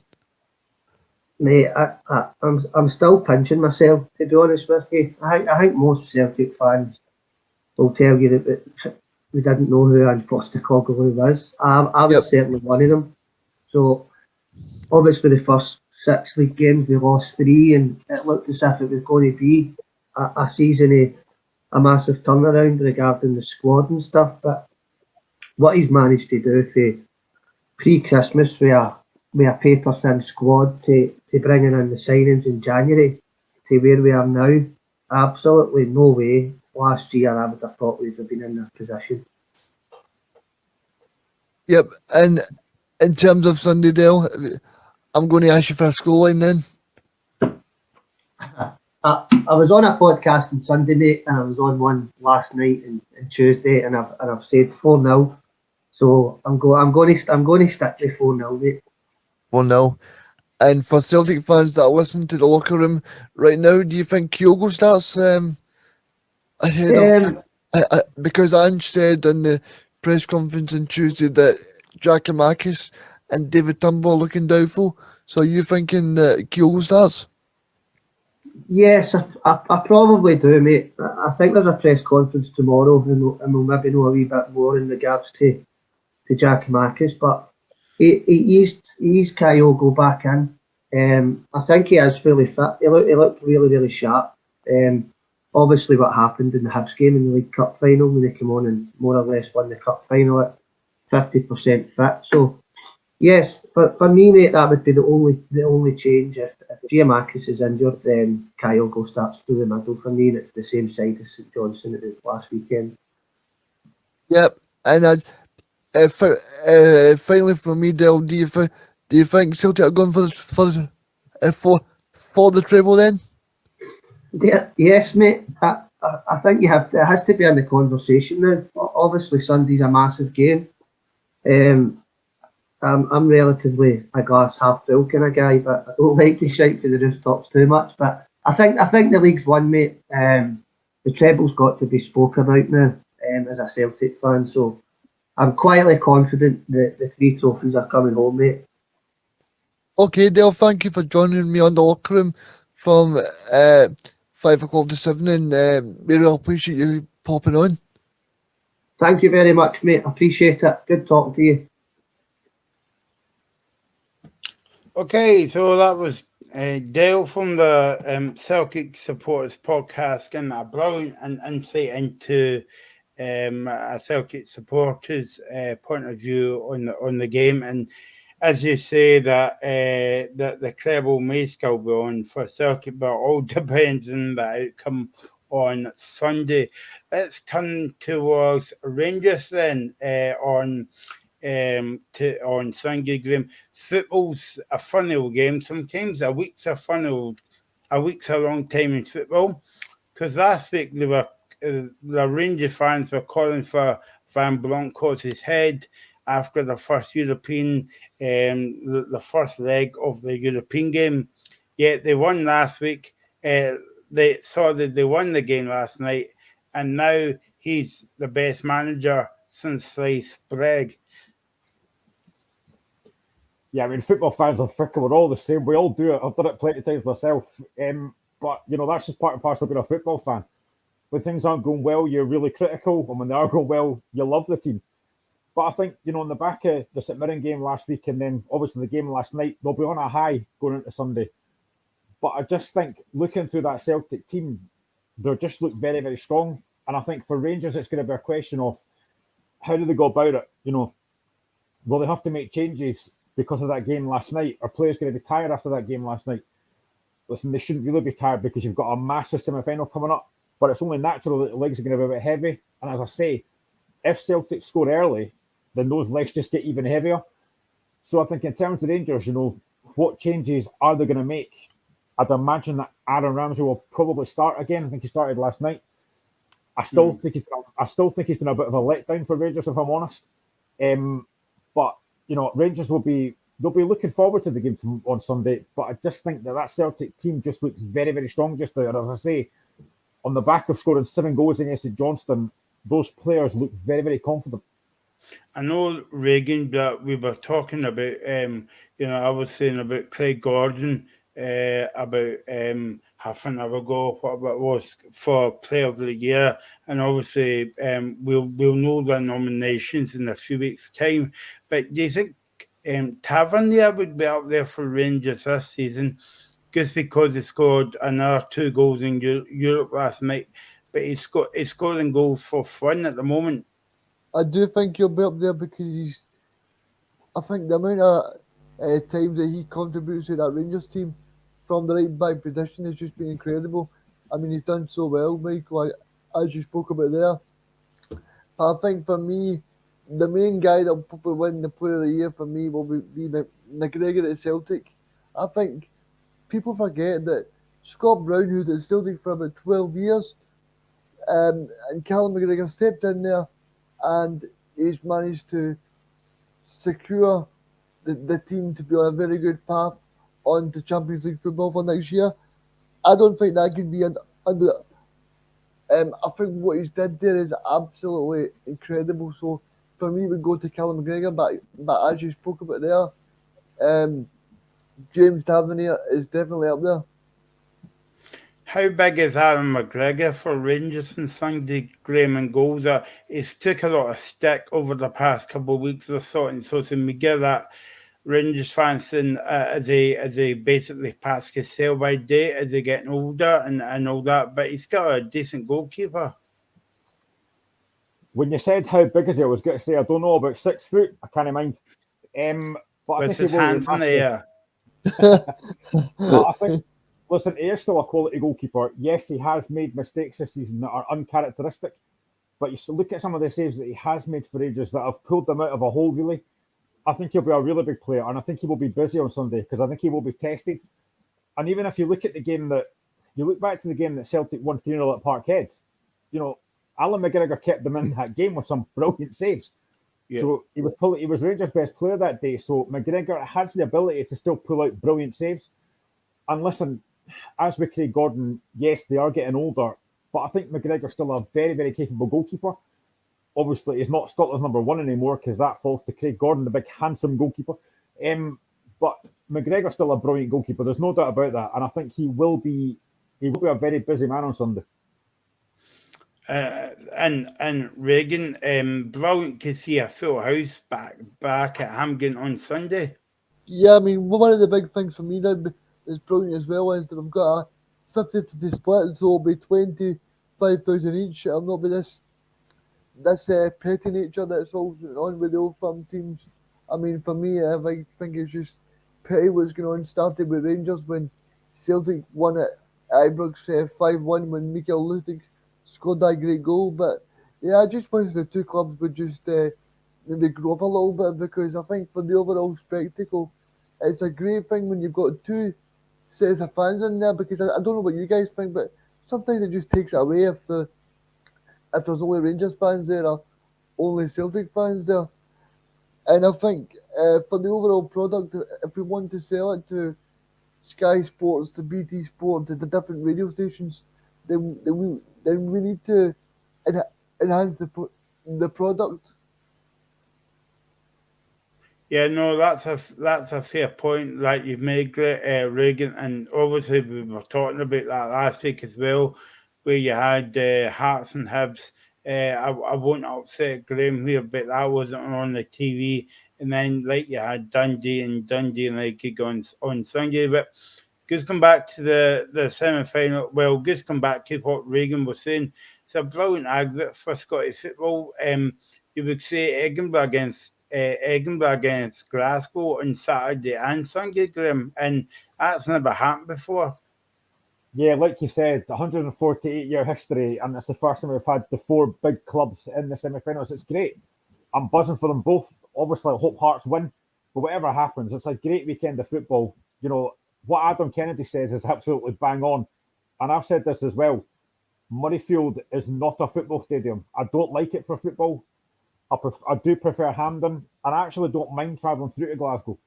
So yeah, it's a brilliant occasion. Hopefully 2 really, really good games to look forward to as well. Okay, time to get off the fence, guys, right, and give your predictions about the games. I'm the presenter of the show, so I will tell you the outcome on Monday after the semi-finals has been. So, Graham, let's start with Hearts and Hibs. I'm gonna go Heart of Midlothian 7, Hibs 0. No, I'm not really. I'm changing that. I think it'll be tight. I don't think it'll be as comfortable as last week. I think it'll be 2-1 to Hearts, and I'm gonna go for Liam Boyce and Barry Mackay. I was just going to say that, Reagan. It was a big idea asking the Hearts fan what the outcome will be for the Hearts and Hibs, because I would be very surprised if they said Hibs will win. And by the way, Graham's going to the game tomorrow, so you know what he looks like as well, just in case you want a wee selfie with him or whatever. Reagan, what do you think? I'm going to go for a draw, and then I'm going to go for the Jam Tarts to win in extra time. Oh no, not extra time. I couldn't handle that. Didn't go extra time. I told you to get off that fence, Reagan. Okay, so Celtic and Rangers, guys. You haven't given your prediction, Michael. Oh, sorry, dig it. I forgot. I thought I'd dig mine before the show. No, okay. Just to keep Graham happy. No, honestly, I would say 3-1 to Hearts. I'll take that. Okay, so but if you weren't here, Graham, I would say 3-1 to Hibs. No, I'm only kidding. I knew you would. I was waiting for Egan. I was waiting for Egan to do that, to be fair. Okay, so Celtic Rangers Glasgow Derby Sunday. Let's start with Reagan on this one. I'm going to go Celtic 2, Rangers 0. I just think Celtic are too strong for them at the moment. I think the big the downside if you're a Rangers supporter listening to this show right now is that Alfredo Morelos is not playing. I don't see where the goals are coming apart from maybe possibly Sakala or something like that. But yeah, I just think Celtic are too strong as Michael and Graham have said previous on the show. I think. I mean, you look at the midfield area for Celtic. They've got McGregor. They've got so many good options, and up top with Kyogo back, I just see Celtic to win this game. But I think it's going to be a great advert for Scottish football, as Graham touched on earlier. Okay, so I will give my prediction now. I will go for 4-0. I think I would share Dale's optimism on his interview with Reagan. And if you've missed any of the interviews, go back and watch it. Brilliant interviews tonight from Reagan, and there'll be more coming up. So 4-0 to Celtic on Sunday, Graham. Now, do I keep you guys happy and go with Celtic, or do I go with Rangers just to wind you up? No, I'll go with. I think it will be Celtic. I think they will win by 3-1. And also in the result of the poll, I hope I'm getting it right now. It is, I think I'm going to pass this one over to Graham. So we ran a poll tonight about who's going to win the Scottish Cup. Celtic, Rangers, Hearts or Hibs, and the results in. Oh, sorry, it's not that kind of show. Sorry. Who will win who will win the cup by the poll, Graham? So looking at the poll, Celtic are obviously clear favourites. They're top. Rangers were second, Hearts were third, and poor old Hibs were fourth. And that's because Graham voted millions of times for Hearts, and his wife probably voted for Hibs. I'm not actually sure. Of course, it's a family show. We're here every Friday night on Indie Live Radio, and this is my first time on Independence Live, watching the show as it goes out on the radio. Confused? Yes, I've been confused for years. You can add us on Twitter. Yeah, add us on Twitter. You can follow us on Twitter as well, at the Locker Room Indie as well. And that's all our hashtag Twitter handles up there as well. At the Locker Room, at Mikeable83, at Mr. Regan Stevens, and at Graham12574. He's got millions of numbers behind his name, so there you go. 101. My eyesight's not that good, but anyway. So that's the big games of the weekend then.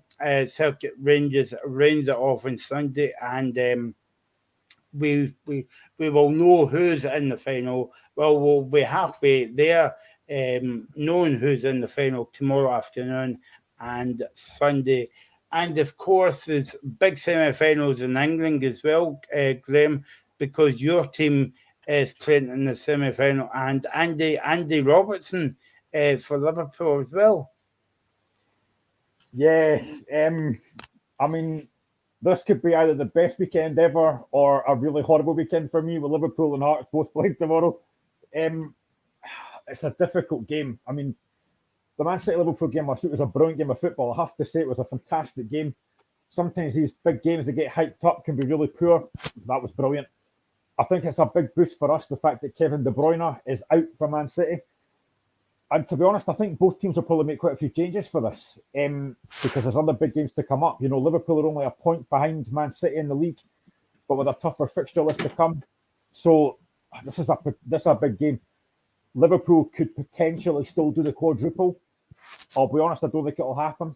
But, I mean, if Liverpool can win tomorrow, it would be huge. And Andy Robertson is an absolutely massive player for us. There's no question about that. So, yeah, it's a huge, huge game. Yeah, a huge game tomorrow. Man City against Liverpool at Regan. What do you think of the game? Yeah, I mean, I think it's going to be interesting. I just want to ask Graham, do you think the partnership that Robertson's had with Diaz since he's moved from Porto, do you think that's going to be very important tomorrow? I think it could be if Diaz starts.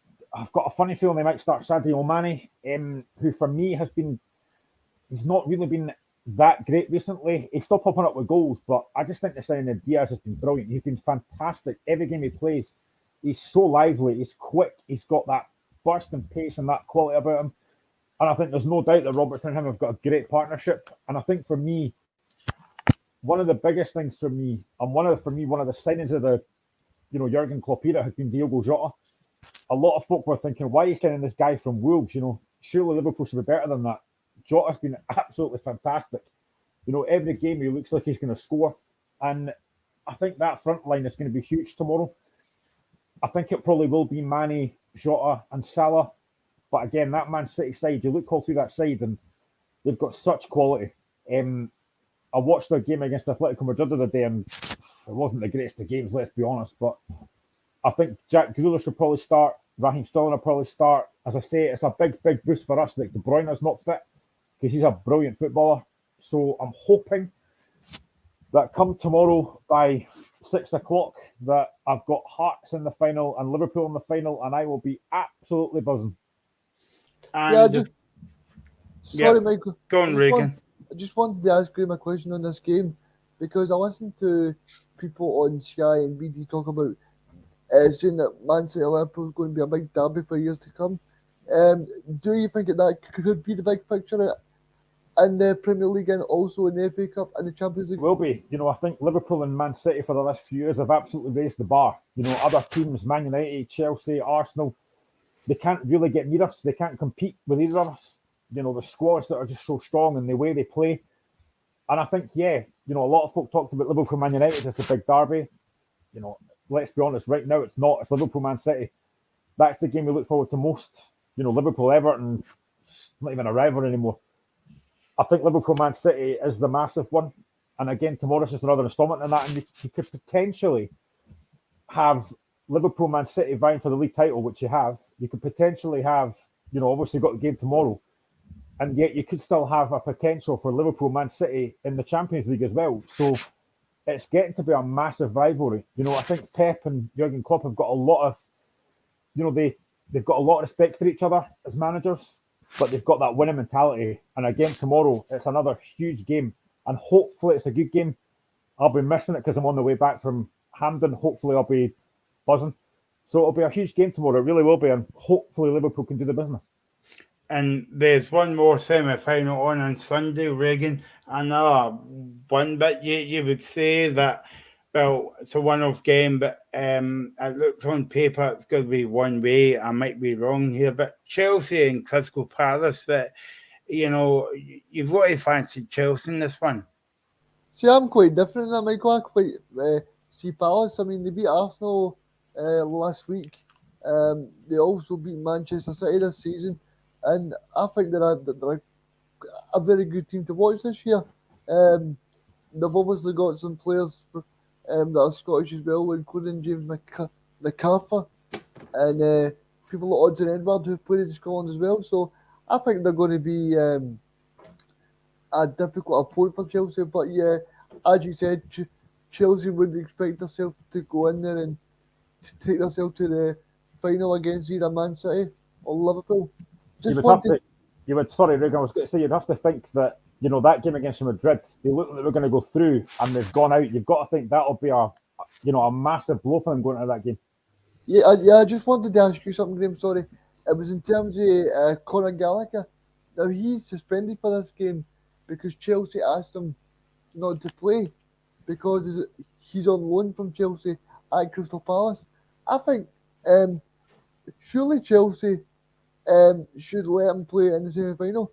Probably the biggest game of the guy's time as a footballer. He's probably dreamed to be in that.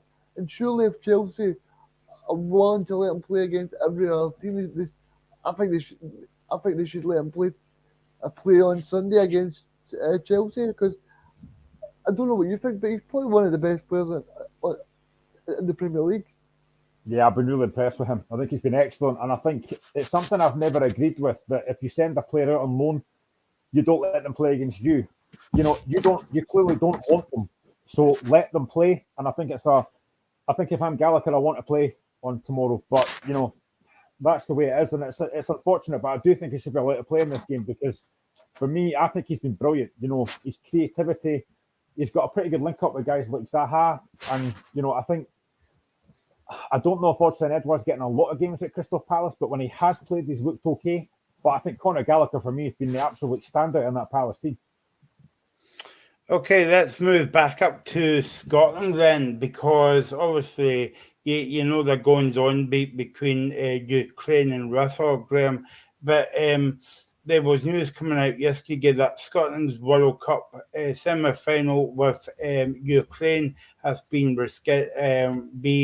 rescheduled for the 1st of June, and the winner to play Wales 4 days later. So there we go, a bit of festival football coming during the summer. So right call by them to call the Scotland game back on, Graham. I'll be honest, a few weeks ago, I did not think this game was going to go ahead. I couldn't see any way that Ukraine were going to get out to play this game. I'm delighted that it's going ahead. It's a massive boost. I think there is absolutely no question that we will be the most hated team in the country just now, and everyone's going to want Ukraine to win. Yeah. And if they weren't playing against Scotland, I would be exactly the same. You know, but for Scotland, it's a massive, massive boost here. We're at home. It's a great chance to get to, you know, play Wales in the final and then get a World Cup place. So I'm delighted it's going ahead. You know, we all know the problems that Ukraine have had, and for them to be able to get a team together now, and you know, they'll be up for this. You know, I'm not going to say it'll take their mind off things, but at least it's a bit of a, at least it gets away from all that hassle stuff. They can concentrate on football again. So it's great that it's going ahead, but it's a massive, massive boost for Scotland. This, and there'll be a big crowd at Hampden, a chance to get through and play Wales for the chance to play in the finals of the World Cup. So I'm delighted it's going ahead. But as I say, I did not think this would go ahead. So I'm really pleased it is. Regan, in June, there's going to be a few, hopefully 2 games for Scotland, one against Ukraine and one in Wales. It's something to look forward to. Yeah, I mean, I'm going to be there at the Ukraine game, so I'm looking forward to being there as well. And hopefully Steve Clarke and the boys can send us through to a final. One thing I want to touch on is the 4-day break in between the games. Are you a fan of that game? It's not a massive break, but you know what? I think professional footballers are kind of used to it now. They play like, you look at even Rangers, for example, they're playing Thursday, Sunday. So I think it's something they've had to get used to over the years. So it's not a massive break, but I think I would rather be, yes, they want the holidays, of course they will, but I think they would rather be playing football, to be honest. If I'm getting paid to play football, I want to play as much as I can. So I think it'll be something that, yes, it's not the greatest timing, but look at the cat at the end of the stick there. They've got a great chance to get to, the top of the Nations League and a chance to get to the World Cup. So I think you've got to be up for this, and they will be. I'm looking forward to the games. Yeah, I mean, I just wanted to ask one more thing in terms of Steve Clarke. Do you think now that all the Tottenham Army are buying into what Steve Clarke's doing? Because what he's done there has been a fantastic game, isn't it? 100%. We spoke about this before in the show. I think the job he's done is brilliant. He's got that kind of club mentality.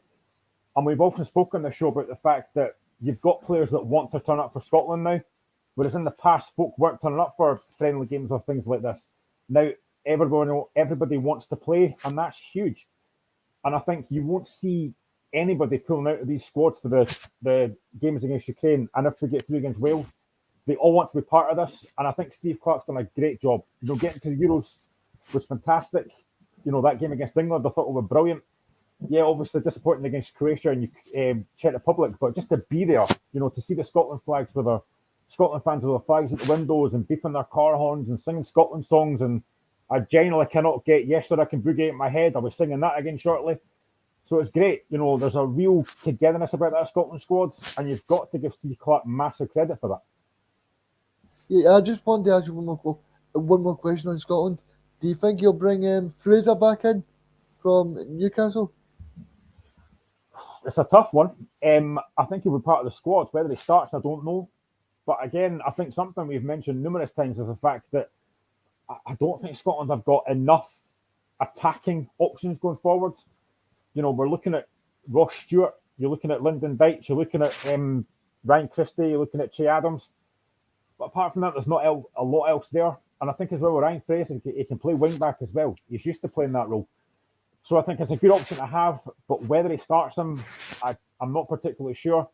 But one thing I will say is, I think you have to build your squad around Callum McGregor and Billy Gilmore. That midfield is so strong. And if we're going to get through, that'll be the midfield that plays for Scotland, because those two have been fantastic. Yeah, I mean, definitely. Cheers for asking for answering the questions, Graham. No worries. Yeah, no, exactly. I mean, we know that Wales, the winner will be Wales, because obviously they beat Austria to progress to the final, and that will be in Cardiff. Would that be a bit of an advantage, Regan, if we do win to go to Cardiff? Yeah, I don't know what the schedule is for Bale and his boys, but have they got a game just before they play us, or are they not going to be as much? Are they not going to play a game before they play us? Do we know? I'm not actually sure, but I presume that they'll play a kind of bounce game before they get to the Scotland game, or else a few games could they get up to the Scotland game. Well, Yeah, hopefully Scotland. Yeah, because something that I was thinking that might be an advantage to us if we played on the Wednesday, and they've not played at all. So, But I I mean, mean, you're very positive now going into the Scotland games because, as Graham said a few years ago, it was quite difficult to watch Scotland games. But now you're loving the Scotland games because it's got that kind of Premiership feel to it, Graham. It does. I spoke earlier of the fact that, like, when we were watching the Scotland games, my laddie and my stepdaughter were watching it with me. They're not, my son is a football fan, but, they were getting really involved in it. And just even walking at the shops and seeing Scotland fans with their flags at the windows and, everyone with their Scotland tops on, it was brilliant. And I think that's the philosophy that Steve Clarke's got. And if he can get us to World Cup on the back of getting to Euros, it would be absolutely fantastic. And you're right, for a long time, a lot of folk weren't really that bothered about Scotland. But you've got to give Steve Clarke a massive, massive credit. And, some games maybe we've not been particularly great in, and I never want to play Israel again because I'm sick of the sight of them. But it's just brilliant supporting Scotland just now when things are moving in the right direction. And if we can get to World Cup, what a massive achievement that would be. I just got an email from the SFA, Regan. Scotland has arranged a friendly against Israel just to cheer Mr. Duffy up.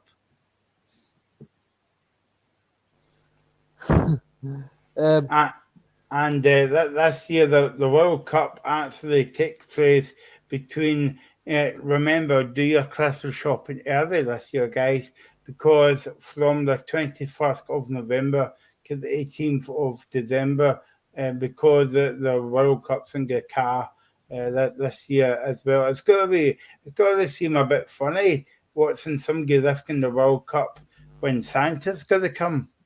exactly, Michael. I mean, it's strange because usually you're watching it in sunny days, but you potentially could be watching the World Cup final when it's snowing in Scotland. So it's going to be going to be strange. Something I just wanted to mention with Scotland is that obviously the other Scotland team are playing on Tuesday night, and Scotland got a 2-0 defeat by Spain. I don't know if any of you guys seen it, but the Scotland ladies got beat 2-0 at home to Spain. Yeah, let's touch upon that, Glenn, because obviously we're a big advocate of every kind of sport on here. That's why it's not called the football show, it's called the locker room, where we speak about all the different sports, men's sports, women's sports, disability sports. We've got all covered here. And I know that the Scotland Games has been on, it's been televised the last few years as well. And it's good to see the women's football getting recognised. 100%, and you've got to look at the fact that they had, I think it was over 7,000 at the game, which is absolutely fantastic for the women's game. And you can see what Pedro Lossa's trying to do. He's trying to get that winning mentality in the team. And listen, playing against teams like Spain, it's going to be difficult. But I think he's done a really good job so far. There's a lot of really good players in that Scotland women's team. So, it'll maybe take a little bit longer to kind of get the way that Lossa wants to play and get that kind of philosophy. But I think, again, as for Scotland's men's team, I think the women's team are heading in the right direction. And as I say, you're looking at that crowd, which was absolutely fantastic. And, again, something we spoke about in the show numerous times is the fact that you look at like the SWPL, that gets a highlights program. You get games that are covered live on TV, which is brilliant. And that's what should happen. So it's great to see them getting the exposure that they deserve. And hopefully, the Scotland women's team are getting a team that people can be proud of. Regan, you've been at a few Scotland games. How's the atmosphere? Yeah, I mean, it's been fantastic, Michael, and it's so good to see people buying into it. It was also good to see, I don't know if you guys seen it as well, but I watched the game it was last Monday when Barcelona played Real Madrid, and there was 90,000 people there. Yeah, that was absolutely brilliant. To see a massive crowd like that for the El Clasico was absolutely brilliant. And it just goes to show that the people in Spain, they love their football, men's, women's, whatever it is, they love that.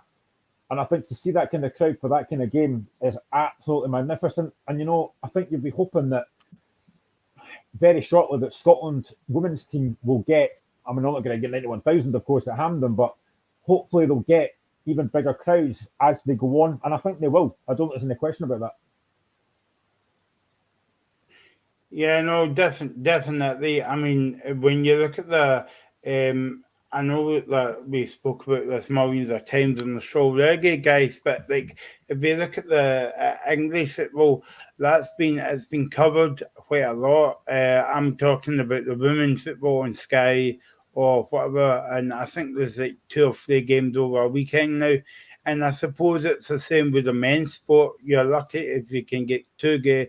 Well, you're lucky to get 1 game a week in Scotland, and that's the same with England. So, is it something that Reagan, that TV companies has to look at and in future could cover more women's football, but put it on the main kind of channels as well?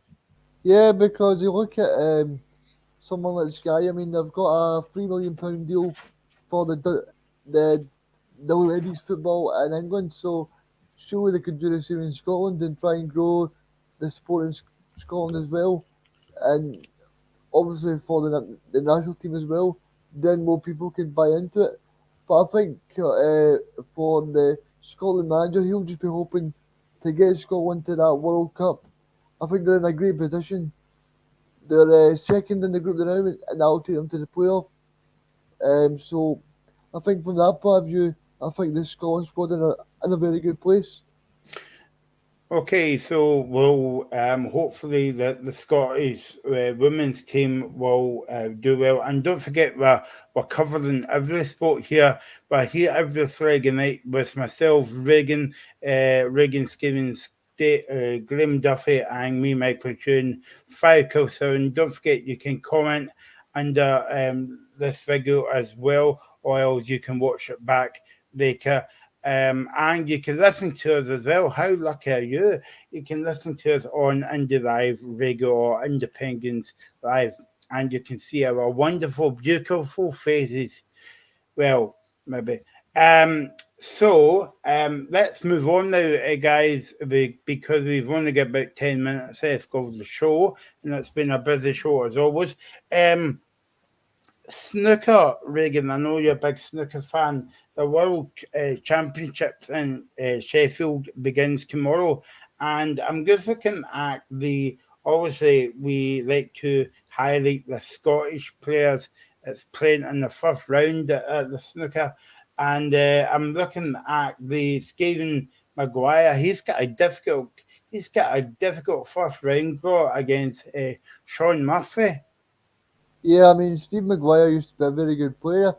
Stephen won the UK Championships before, but yeah, that's a difficult one because Sean Murphy's I think he's won all 3 majors, so yeah, that's going to be a difficult one for him. Do we know who John Higgins is playing? Yeah, I'm fighting with my computer to try and find it, Reagan. So if you I was going to say if you waffle on for a few minutes more, but that's not very nice. If you speak on, I'll try and find it for you. Yeah, I just wanted to ask Graham something going back to the football for a minute. Then, do you find it strange that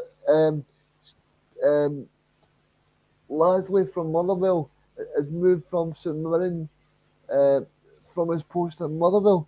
Because I think from being a club legend, it's a bit strange to move to a club that's not. I don't mean. I just mean that the clubs are on similar sort of platforms to each other, and for him to be such a legend there, it's a bit of a strange move. Yeah, potentially. I mean, I think Stephen Robertson will know him when he was at Motherwell, so maybe it's something he obviously thought he couldn't turn down. But me and Michael actually spoke about this before the show, and it is a bit of a strange move. Lashley's been a great servant for Motherwell, and he's obviously just thought he needs something or just wants something a little bit different. So yeah, maybe it's a bit of a surprise, but it's obviously something he wants to get his teeth into. Listen, St Mirren's a good club; they're properly run, and I think it'll be something that he maybe thought he wanted to move on. He's been at Motherwell for a while, so maybe it's a chance that he thought, I really can't turn that down. But it is a bit of a surprise move. I'll be honest, I wasn't actually expecting that, so it is a surprise. Yeah, and I just wanted to ask you something in terms of going back to the Scottish Premiership. in terms of St Johnstone and Dundee, I'm a little bit surprised that there's no bottom six fixtures on Sky Sports, because if you look at that game, St Johnstone and Dundee, I think there's only three or 4 points between those two teams. Surely that would have been a great opportunity for Sky to put that game on, because it's such a massive game to be involved in. And also, I read that Sky have still got another 10 games that they could possibly show live, and they've not taken up that option. Yeah, well, they didn't show the Edinburgh derby or the Dundee derby, so that doesn't surprise me. But yeah, I mean, I think that St Johnstone Dundee game especially is going to be huge. I personally still think Dundee will go straight down. I just don't see enough goal scorers in our team. I think St Johnstone will probably be in that playoff place, but as you say, it's a massive game, and that should be on TV. I don't know if it was BT Sport or something could have picked it up, but we spoke about this all the time about highlighting Scottish football a bit more, and that for me is a huge game. I would be quite happy to watch that, but Sky Sports, again, we spoke about this numerous times, that they don't really do enough to highlight the Scottish game, and this is just another example of that. You've got two teams fighting out at the bottom. It's going to be a massive, massive game. Listen, it could very well end 0-0, and it could be a really poor game, but I think it should be on. But again, I think out of the 5 games that are on after the split, I think Celtic are on pretty much all of them. And even like the last game of the season, Hearts Rangers at Tynecastle, that's not on Sky, that's not on TV. So, that's another poor decision, but it's what it is. We're used to it now. Yeah, so just come back to the snooker, guys. While you were speaking there, I was going. You have got 2 producers on the show. You've got Kevin, then you've got me, as well as presenting. So I was going on the back, and I found out who So I basically put it in the chat about who is Anson and McGill and John Higgins. Unfortunately, I can't really pronounce John Higgins' opponent as well. If Reagan or Graham can attempt to announce it, you know why I can't pronounce it. But there you go. Anyone, guys? Tapati Unu from Thailand. We'll take that. Tapati. Right, okay. I thought you were going to sneeze there, Reagan, when you said that. Tapati. I was going to say, is he like to Kyle Lafferty? Yeah. It's his wee brother. So the World Championships begin tomorrow from the 16th of April till the 2nd of May, with the final taking place on the final 2 days. And it would be brilliant to see like full houses back at snooker, because am I right in saying, Reagan, that this was one of the government's testing events last year? Yeah, it was. This was the first sport event that was allowed to go back in front of fans during a sporting context, because I think we were told we could watch sport from an outside venue like a park, but I think this was the first venue that you could go in and sit down and watch it. I'm going to go to win the World Championship. I'm going to go Judd Trump for me. Oh, yeah. Well, I like to go for the Scottish guy, John Higgins. He was nearly, I think he actually made, am I right in saying, Reagan, that he made the semi-finals last year?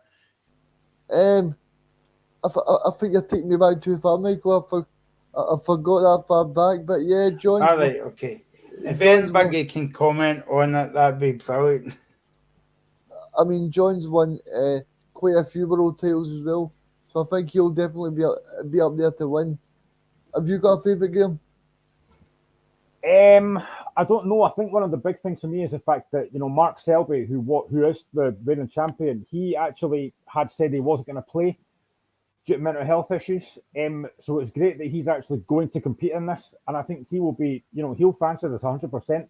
But I just think it's great that, a guy that's been struggling with mental health issues is going to take part in this. And hopefully, as much as I want the Scottish players to do well, it would be great to see him doing well as well with the battles that he's had. Well, first up tomorrow, you've got your wish, Graham. You won't be able to see it because you're on your way to Hampden, but he kicks it off, Mark Selby, against Jamie Jones of Wales tomorrow. But yeah, I mean, I just saw that there about Mark Selby speaking about mental health, and it's one of the subjects that years ago people wouldn't talk about mental health because it was it was one of these kind of like taboo subjects, Graham. But it's very good how snooker and football players are coming out now to speak about mental health and at the same time raising the profile of mental health issues. Yeah, totally. You have to talk about these kind of things. You have to open up. I know it can be hard, but you can't suffer in silence, and that's something that needs to be put across. It happens to everybody. Whatever it is, whatever problems you've got, you have to talk about it. So I think it is important to get that message out. And the fact that Mark Selby had said that he wasn't going to play in something that he loves. The guy's a sportsman. He loves playing snooker. I've had him come out and say that he maybe wasn't going to play because of those battles that he's had. It's sad. So I think it's great that he's going to play in this. And yes, I want the Scottish players to do well. But I think for him especially, it'll be great if he can have a good run. And, as I keep saying, you have to talk about these issues. And if you have any problems, you've got to talk about it. It's so important that you highlight these things. And it's so important that, everyone talks to each other. That's a massive, massive thing. Is this a big tournament for Ronnie O'Sullivan? Because if he wins this, he'll equal Stephen Hindley's titles at the snooker rig, seven world titles. So Ronnie O'Sullivan's going for number 7 as well. Yeah, I mean, he's a fantastic player, but personally, I hope that Stephen Hendry can keep that record intact, as I say, Michael. But yeah, he's a fantastic player to watch, and snooker fans over the next month will be treated to some top snooker. Yep, and it will be on. Well, I was going to say it'll be on wall to wall in my house, but I might have to sneak in a darkened corner of a room to watch it because other people in my house do not like snooker, i.e. my good woman. But told you I would mention you on the show. Only took about 2 years, but we got there in the end. So yeah, I'm looking forward to watching the snooker rigging as well. But it's always surprising how they can fit 2 tables into that. How they can fit 2 tables into that small space at the Crucible Theatre. Yeah, I mean, it's just it's one of the places, the Crucible, that's pretty small, but it's one of the places that it's a great sporting venue, and I think even if you moved it somewhere else, I don't think it'll be as eye-catching to the fans, because if you associate snooker, you associate Sheffield and snooker being there as well. So I think it's a great venue to be at. Yeah, no, exactly. I knew someday a few years ago I went to the Crucible, and they were saying that it's very expensive to go to, even for one game. They were going to as well, but they were saying to me about that the space is very tight because it was 2 tables. And I think they keep the 2 tables down to the semi-final, and then you can see the size of it, So anyway, so that's enough about my snooker chat for this week. Thanks to Reagan, thanks to Graham for joining me this week on the Locker Room. We'll be back next week. Thanks to producer Kevin, he's been working behind the scenes, and we'll be back next Friday here on Independence Live and Indie Live Radio. Have a good weekend, and we'll see you next weekend here on Indie Live Radio and Independence Live.